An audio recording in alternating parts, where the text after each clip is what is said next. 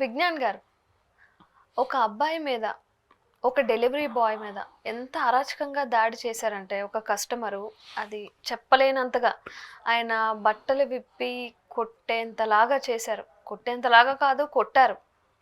ఏం జరిగింది ఆ స్టోరీలో? అంటే అంత పగ ఎందుకు ఒక మనిషి మీద?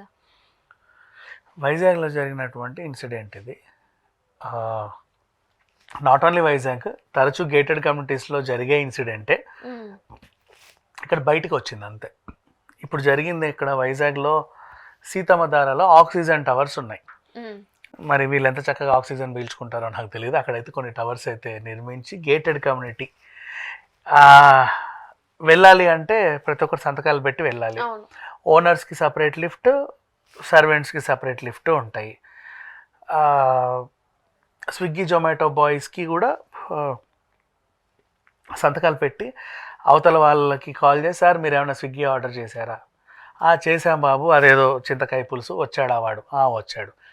404 చింతకాయ పులుసు, ఓకే మీరు వెళ్ళొచ్చు. సెక్యూరిటీ ఎక్కువ ఉంటుంది కదా మరి అంతే. అంటే నువ్వు స్విగ్గీ చేసినంత మాత్రాన ఇంకెవడో రావచ్చు కానీ నీ పేరు చెప్పి సెక్యూరిటీ. ఇప్పుడు నువ్వు వెళ్తున్నావు, ఫర్ ఎగ్జాంపుల్ నేను ఉగ్రవాదిని, నువ్వు వెళ్ళావు, నిన్ను కిడ్నాప్ చేసేసావు, ఎక్కడికి వెళ్తున్నావు అని చూస్తే 204 నువ్వు వెళ్తున్నావు, నేను కూడా అలా వేసుకొని వెళ్ళొచ్చు కదా.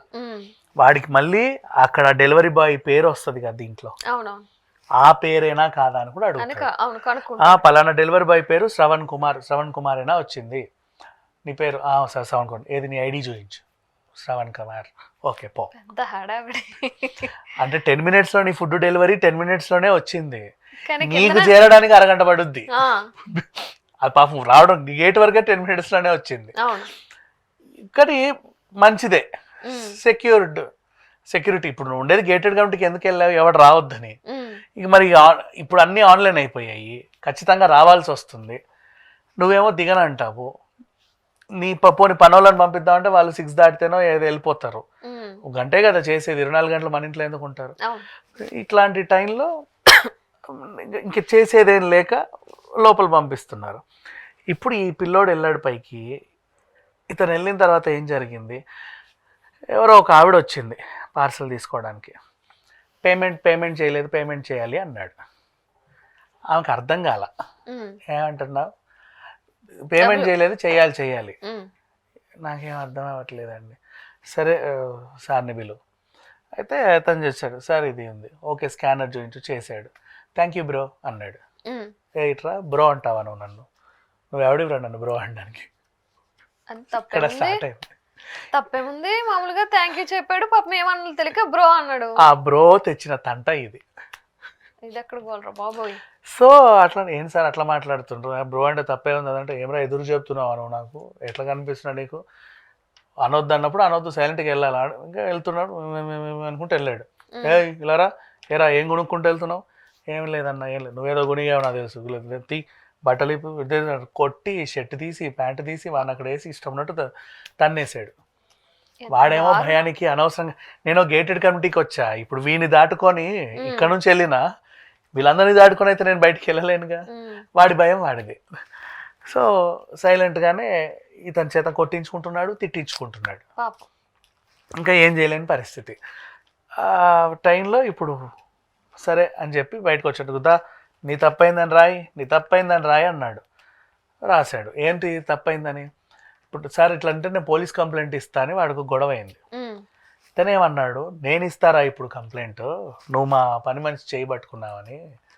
ఇట్లారా దా నీ పట్టుకున్నాడండి, ఓకే నాడు ఇప్పుడు పెడతా, ఎట్లుంటుందో చూడు, నీ మీద పెద్ద పెద్ద కేసులు అవుతాయి ఇవాళ రేపు. నువ్వు అంటే గేటెడ్ కమిటీకి వచ్చి ఇట్లా చేసావు, ఉండు సెక్యూరిటీని పిలిచారు, సార్ ప్లీజ్ సార్ వద్దు సార్ వదిలేండి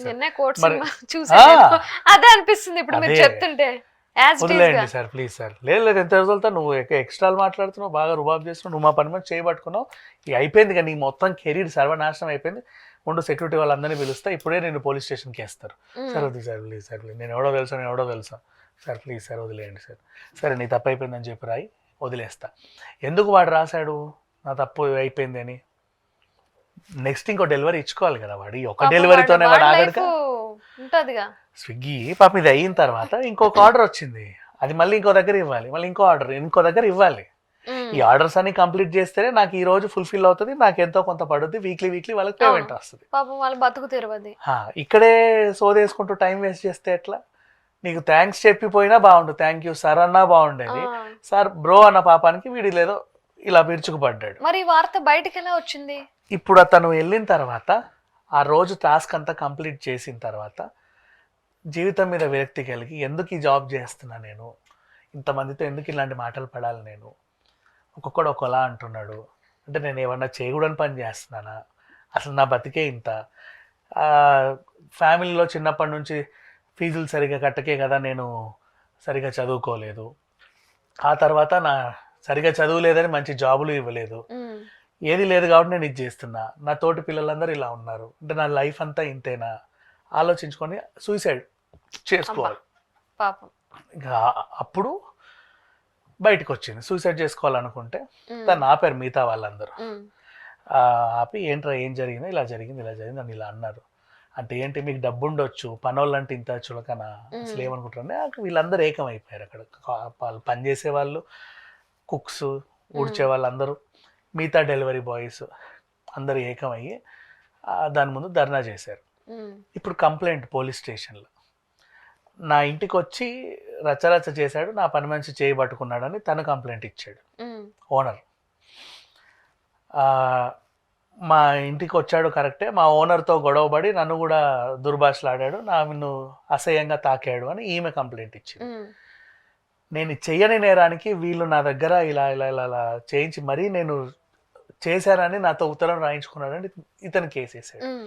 ఇతని తరఫున బలంగా కొంతమంది జనాలు ఎందుకు వచ్చారంటే తను కొంచెం దళిత అబ్బాయి కాబట్టి వాళ్ళ సంబంధించిన వాళ్ళందరూ వచ్చారు గొడవ చేయడానికి. పోలీసులకు ఏం చేయాలో అర్థం కావట్లేదు, ట్రయాంగిల్ అయింది ఇది. ఇతని వెర్షన్ లో కంప్లైంట్, ఇతని వెర్షన్ లో కంప్లైంట్. సీసీటీవీ ఫుటేజెస్ ఉంటాయి కదా గేటెడ్ కమ్యూనిటీస్ ముందు ఉండవు కదా మరి, అంటే ఏదో ఒక కార్నర్ ఉంటాయిగా. మేము కార్నర్ దగ్గర ఉన్నా కూడా వీడు వెళ్తాడు వస్తాడు, అతను పిలుస్తాడు. నువ్వు ఇప్పుడు వీళ్ళు ఏం చెప్తారు, వాడు నన్ను తిట్టి అటు వెళ్ళాడండి, వాడు వాయిస్లు వినబడవు కదా, సీసీటీవీలో నమ్మడానికి లేదు, వాడు ఇట్లానే నన్ను బూత్ అన్నాడండి అని చెప్తాడు అంతే.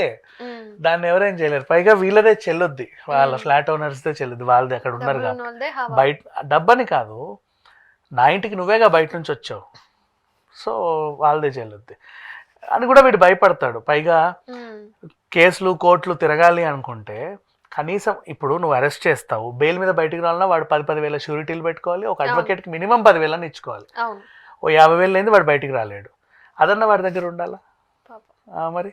ఇలాంటి పరిస్థితులు ఉంటాయి. సో డెలివరీ బాయ్స్ని మనము నాట్ ఓన్లీ డెలివరీ బాయ్స్ నువ్వు ఒకరికి డబ్బులు ఇస్తున్నావు, నీకు పని చేస్తున్నాడు అంటే వాడికి రెస్పెక్ట్ ఇవ్వు.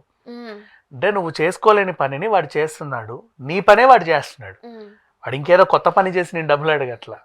ఇప్పుడు మన ఇంట్లో కూడా మనం వంగి ఇల్లు ఉడుచుకోలేము, అంట్లు తోముకోలేము, టైం ఇది నడుము నొప్పి, చేతులు అరిగిపోతాయనో కరిగిపోతాయనో ఏదో ఉంటుంది, ఒక పని మనిషిని పెట్టుకుంటావు, నెల కింద జీతం, నీ పనే వాళ్ళు చేస్తున్నారు, నీకు టైం సేవ్ చేస్తున్నారు కాబట్టి నువ్వు సంపాదించే దాంట్లో నీ టైంని వాళ్ళకి కేటాయించావు కాబట్టి అంత కొంచెం పే చేసేయి. అంతే.